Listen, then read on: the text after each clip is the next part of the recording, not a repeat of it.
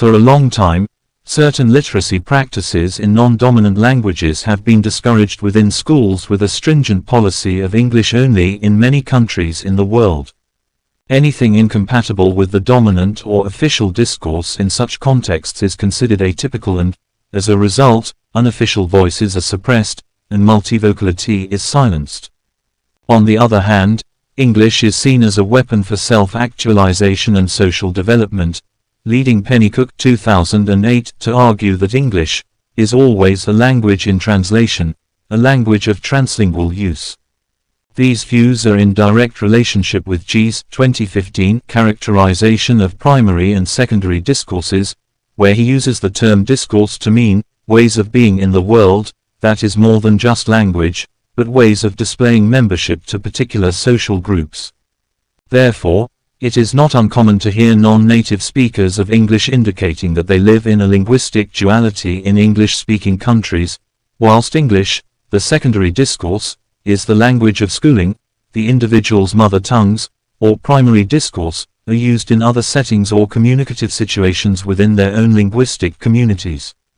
Since individuals move from home to school, they move from familiar domestic worlds which are part of their primary socialization to take on other identities, ways of behaving, and ways of using language.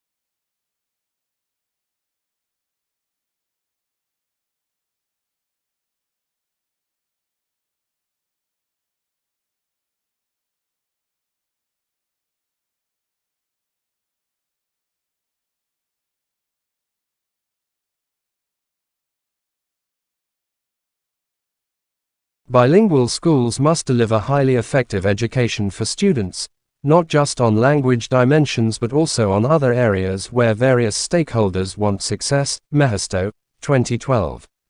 Even if the school is excellent at language maintenance and language revitalization, its justification for students, parents, public and politicians ultimately derives from it being a form of holistically effective education.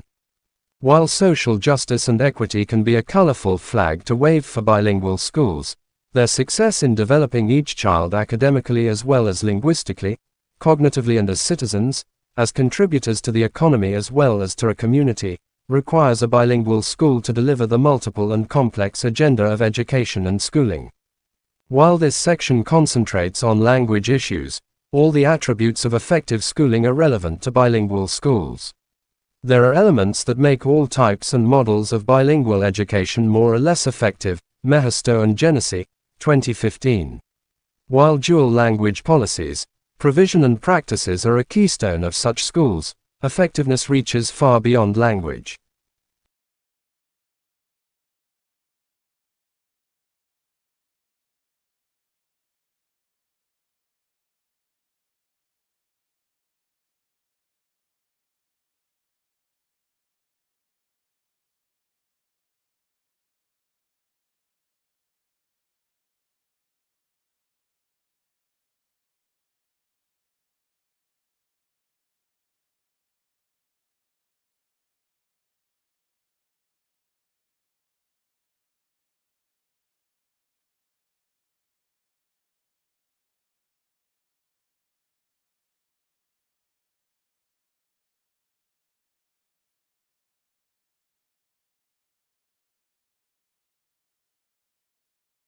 Teacher professional development can be designed to help all staff members effectively serve all students.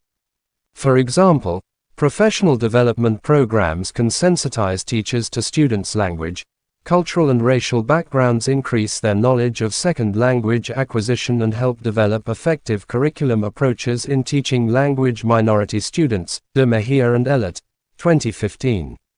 All teachers can be trained to recognize themselves as teachers of language, irrespective of their subject area. The mentoring of new teachers by more expert and experienced teachers can be valuable. Such initial and in-service staff development may include student, community and wider societal awareness programs. Models and curriculum approaches to bilingual education, cultural diversity, and the politics that surround local and regional implementation of education for bilinguals, Caballero, 2014.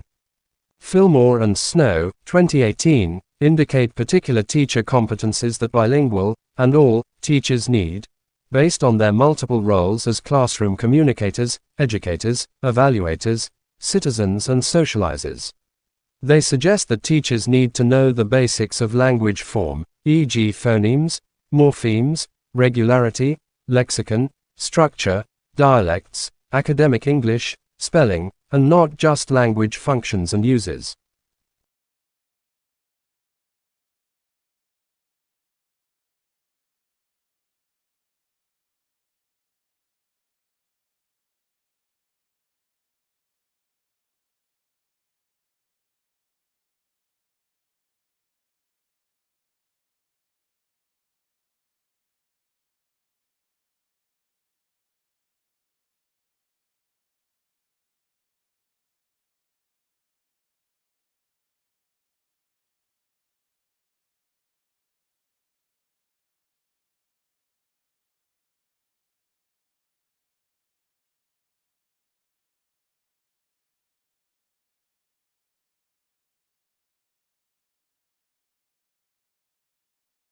It's a real pleasure to be here and to listen to the speeches from Florida and Utah about their extraordinary achievements. It's also a privilege to be a member of Governor Mike Huckabee's Commission on the Arts in Education. It's very significant that the ECS has taken this theme for Governor Huckabee's chairmanship and an honor to be invited to speak about it today. I ought to start with a confession. I'm not actually from America. I'm from the UK and I moved out here 4 years ago at the invitation of the Getty Center in California. There are many similarities between the UK and America, so in moving from Europe to America you do feel instantly at home in a lot of respects. There are many challenges we have in common and high among them are the challenges that face education. Every country in the world is currently reforming its education system. So in the few minutes that we have, I want to put an international frame on what's happening here in the States and especially on the ECS initiative, the arts in education and Governor Huckabee's commitment to it.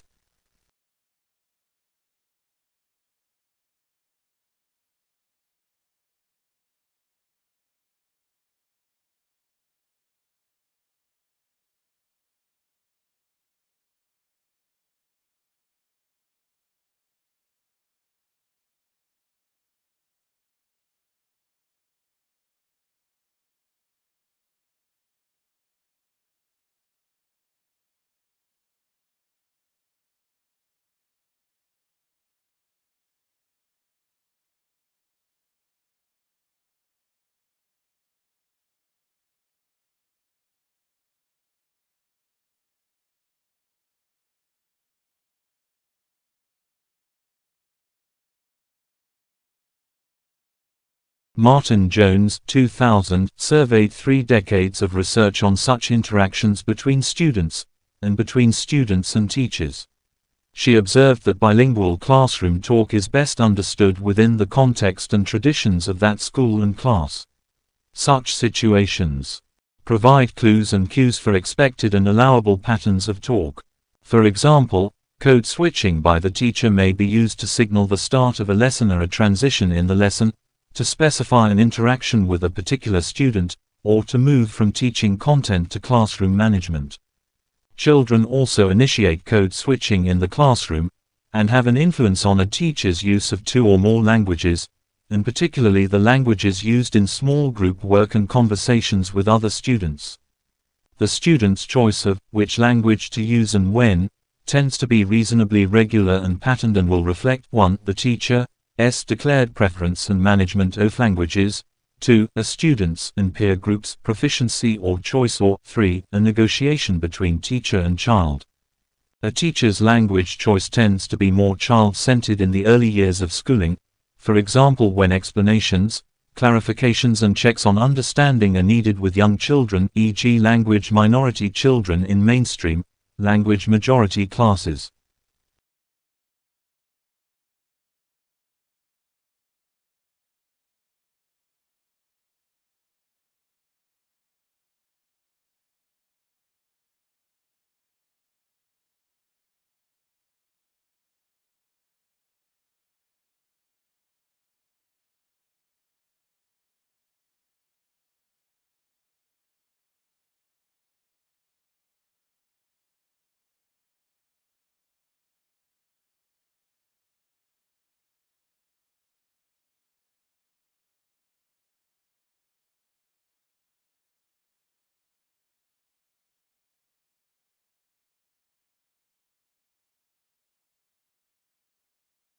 One thing that strikes me as I travel about is that there is almost everywhere the same hierarchy of subjects in the school system. It doesn't really matter where you go. It's true in America, throughout most of Europe, in Asia, and in Australia. I ran a project for the Council of Europe called Culture, Creativity and the Young. It involved surveying curriculum provision in 22 European countries. North and South. I also chaired a commission on creativity and education in Britain for Tony Blair's government. Our report, All Our Futures, Creativity, Culture and Education, sets out a broad framework for education in the future. The hierarchy in every school system is like this. At the top are languages and mathematics and then science, and then a bit further down come the humanities and then come the arts. And in the arts, there is another hierarchy. Art and music are normally thought to be more important than drama and dance. This is true almost everywhere, in every school system. There isn't a school system on earth that teaches dance every day to every child with the same commitment that we teach them mathematics. Why not? If policymakers examine education performance and they find low mathematics results, they get into moral panic and say, how on earth are we going to improve them?